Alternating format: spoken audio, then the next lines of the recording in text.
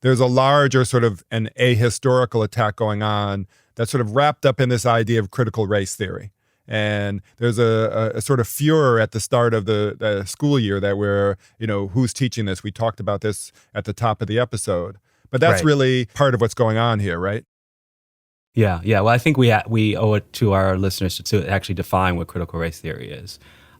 Let's go. Yeah, let's do it. So first of all, it is strictly speaking a legal theory and historical approach that began in the 1980s, led by, at the time, a Harvard law professor, an African-American man named Derek Bell, and also by a African-American legal scholar, Kimberly Crenshaw. And the basic approach to critical race theory then and now was to literally understand the legal history of racism. Yeah. Which means ultimately critical race theory was very, very much interested in the limits of the law to wrestle with the problem of racism, going back to the beginning all the way up to the present, even including affirmative action and anti-discrimination law. And why is this important?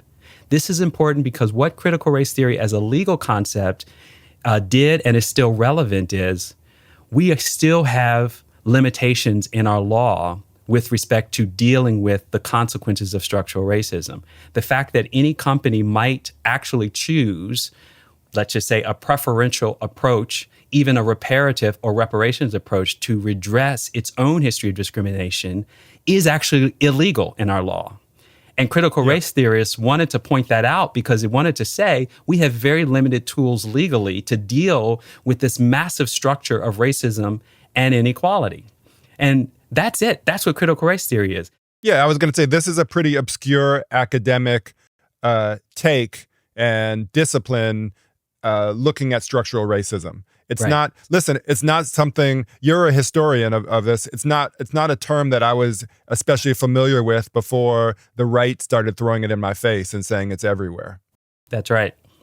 So it has become a catch-all for absolutely any discussion of race or racism anywhere from kindergarten to an old folks nursing home where someone might show up to talk about the disproportionate deaths of COVID if impacting Black and brown residents of nursing homes, as my Uncle Javan, who was 80, died in one in Chicago. Like, that's how ridiculous the notion that critical race theory is everywhere and is infecting everybody and is a poisonous, toxic ideology unleashed on the innocent American public.